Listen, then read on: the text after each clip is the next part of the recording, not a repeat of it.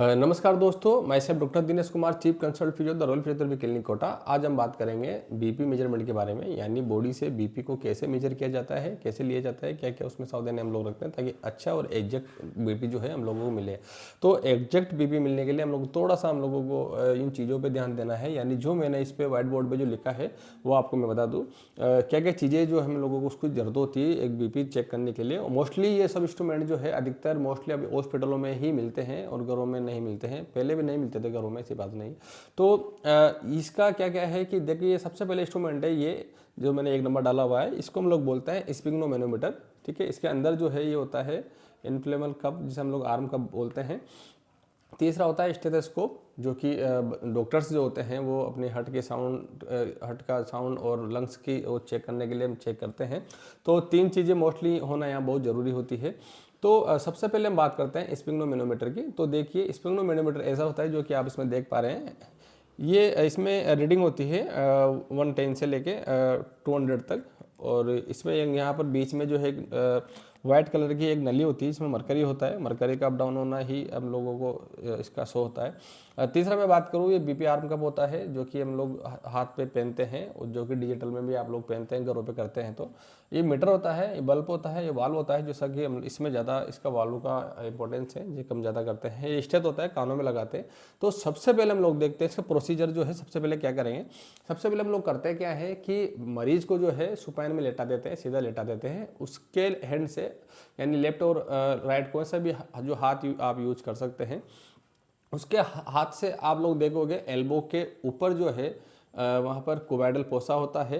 कोबाइडल fossa में जो है कि आर्टरी, जो ब्रेकियल आर्टरी है, उसको हम लोग इंडेक्स मिडिल फिंगर से फील करते हैं। वहाँ पर आप जो है उसकी पल्स पालपेट करके फील करेंगे। ठीक है, ये एक तरह से नर्सिंग स्टूडेंट या फिर जो मेडिकल के जो लोग होते हैं, स्टूडेंट जो टीम होती है, वही इसको अच्छे से समझ पाती है और वही इसको कर पाती है। और धीरे धीरे जो है उसमें वो स्टार्टिंग में है जीरो से समझते हैं, लेकिन धीरे धीरे वो जो इसमें भी एक्सपर्ट हो जाते हैं। तो पालपेट एक स्किल है, बट फिर भी इंडेक्स और मिडिल फिंगर से हम लोग पालपेट करते हैं, जो मिडिल कोबाइडल फोसा के बाद। तो अपन इसको ओपन करेंगे, कप को जो है मिडिल कोबाइडल फोसा पे रखेंगे। इसका जो पॉइंट जो है ये, इसका जो ये पॉइंट है, इसको हम लोग ऊपर की साइड रखेंगे, मिडिल की साइड और ऑन द कोबाइडल फोसा।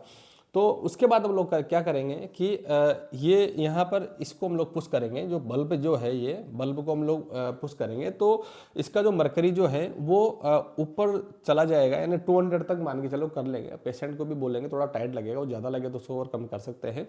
देन हम लोग फिर क्या करेंगे कि उसको जो है धीरे धीरे हम लोग रिलीज करेंगे, जो कि मीटर ये वाल्व को जो है हम लोग अपोजिट करेंगे। तो धीरे धीरे जो है वो उसकी जो एयर जो है वो निकलेगी और मरकरी नीचे आएगा। ठीक है, मैं बता रहा हूँ कि कैसे आप लोग चेक करोगे। तो सबसे पहले मैंने क्या बताया आपको, स्पिग्नोमेनोमीटर से आप आर्म कप लेके आप बांध सकते हैं मिडिल कोबाइडल फोसा के ऊपर से। फिर आप पंप करेंगे, जो कि बल्ब से इसका ये पार्ट है, बल्ब, वाल्व, मीटर और ये आर्म कप। तो आप क्या करोगे, आर्म कप को जो है पेशेंट के आर्म पे बांध दोगे, मिडिल कोबाइडल फोसा की ऊपर रखते हुए इसको, और आप उसको पंप करेंगे। देन आप धीरे धीरे जो 200 तक ले जाने के बाद धीरे धीरे आप उसको रिलीज करेंगे।